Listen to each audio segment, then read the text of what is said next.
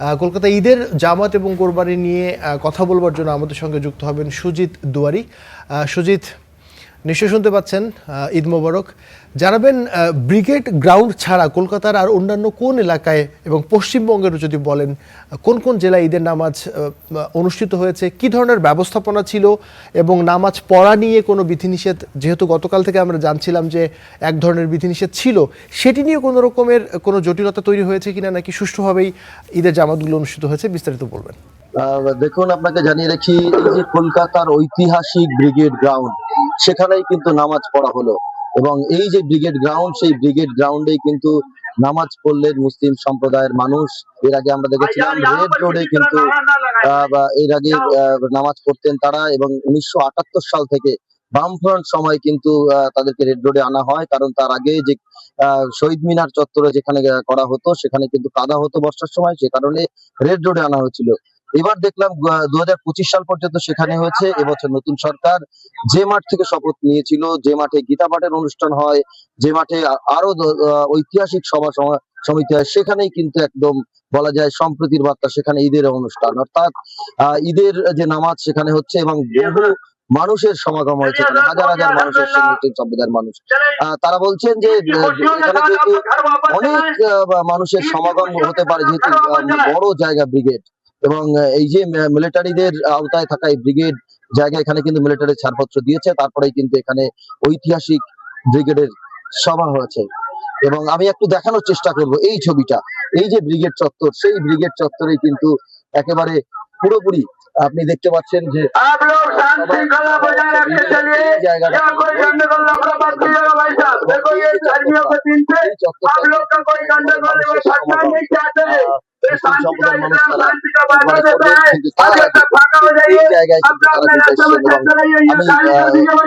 থেকে মানুষজন কিছুক্ষণ আগে বেরিয়ে যাচ্ছেন যে যার মতো করে, কারণ এখন কুরবানির সময় রয়েছে, সেই সময়টা যাতে পার না হয়ে যায়, এখান থেকে নামাজ পড়েই তারা কিন্তু যে যার মতো বেরিয়ে যাচ্ছেন। যে এই ময়দানেই আমি ময়দানটা দেখানোর চেষ্টা করব, তার আগে একটু বলি যে এটা কিন্তু ঐতিহাসিক ময়দান, এবং এখানে আজকে কিন্তু একটা পশ্চিমবঙ্গের একটা ইতিহাস সৃষ্টি হলো।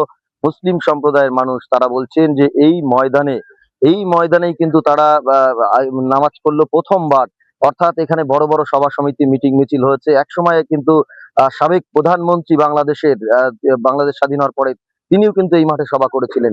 একেবারে ঐতিহাসিক বিজয় আমি দেখানোর চেষ্টা করব। একেবারে এই যে সভা, চারিদিকটা আমি দেখানোর চেষ্টা করছি, এই মাঠেই কিন্তু সভা হয়েছে। এখনো পর্যন্ত মুসলিম সম্প্রদায়ের মানুষ তারা কিন্তু অনেকেই ছিলেন, এবং অনেকে চলে গিয়েছেন, কারণ কুরবানির সময় হয়েছে। এখান থেকে যা নির্দেশ দেওয়া হলো সেই নির্দেশ মতো তারা চলে গিয়েছেন, এবং এখনো পর্যন্ত আমি দেখানোর চেষ্টা করি, এই মাঠ কিন্তু ভরে গিয়েছিল, হাজার হাজার মানুষের একটা সমাগম কিন্তু এখানে হয়েছে। যেটা রেড রোডে যে সমাগম দেখা যায়, সেই রেড রোডের সমাগমটা কোথাও একদম প্যারেড গ্রাউন্ড, যেটা ঐতিহাসিক ব্রিগেড বলা হয়, সেই ব্রিগেডে কিন্তু এসেছে, এবং খুবই উৎসাহিত তারাও যে ব্রিগেডে তারা সভা করতে পারলো। এবং রোডে যে সমস্যাটা হতো, সেই রোডের সমস্যা এখন নেই, কারণ রোডের ট্রাফিক জ্যাম থেকে শুরু করে বিভিন্ন রকম কথা উঠতো, সেই জায়গায় দাঁড়িয়ে কোন রকম সমস্যা হচ্ছে না। এই যে ব্রিগেড গ্রাউন্ডে তারা এসছেন, এবং সেই গ্রাউন্ডে তারা অনেক মানুষ একসঙ্গে মিলিত হতে পারছেন, একসঙ্গে প্রার্থনা করতে পারছেন, একসঙ্গে